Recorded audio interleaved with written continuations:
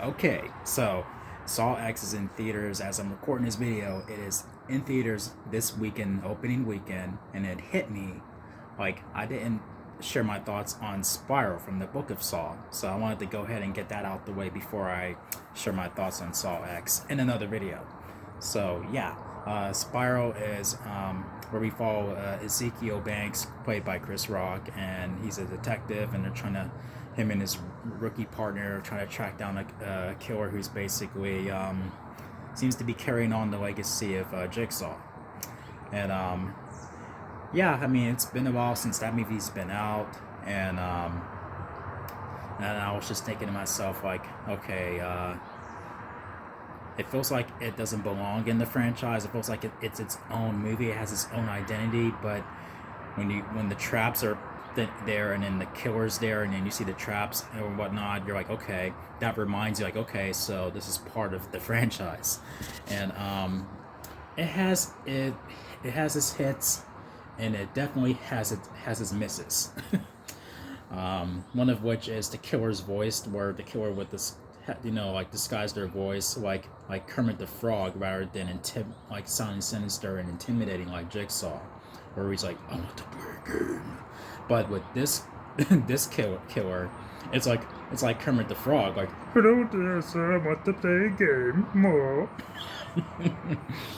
I'm sorry, but it just like it nearly pulled me out of the movie when I hear that voice, and I'll have to give Chris Rock like props for trying to keep his comedic vibes away from the movie, where he's trying to bring just trying to bring something different. Like he's not trying to be all funny and bouncing off the walls and just being all comical like he was in many of his other movies. So I give him props for trying to keep away from that formula. And then with Samuel L. Jackson playing his father Marcus Banks, they just had to give him his Samuel L. Jackson moment where he's like, "You want to play games, motherfucker?" Well, I mean, I can't fault the movie for that, but even though this movie does have its flaws, not to mention like where when they where it all unfolds, and then where there's this big reveal like with the killer, and I'm like, long before that happened, I'm like, I think I know who it is, and it turns out I was right. I was like, when it happened, I was like, yep, I knew it. I knew it. I knew it. But while this movie does have its flaws, it does feel a little refreshing as opposed to what the franchise has been in the later movies. It's been like, I think from part four, Saw Part 4 and on, it was just sort of like, especially upon rewatching them, I'm just like, it's kind of stale. And this movie does pull away from that staleness that the franchise had, and that's a bit of a low bar because this movie was a little underwhelming for me, even though it was, I don't know. I mean, like, I have to give credit where credit is due, and I have to point out what I felt didn't work for me.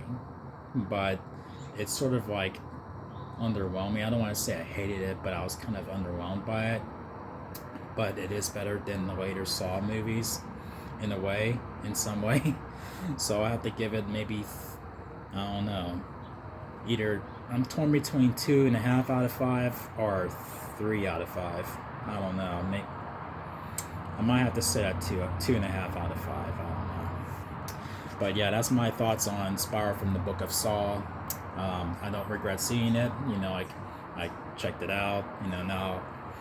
Now I'm looking forward to share my thoughts on Saw X. And be sure to jump over to that video. When you subscribe to my channel, and make sure you click the notification bell so you can be updated on my latest videos. And make sure you follow me on Instagram. And I'll see you guys in my review for Saw X. So till then, see you there in a second. Well, no, until then, I'm just gonna be right after this video. So I'll see you guys over there. All right, here we go.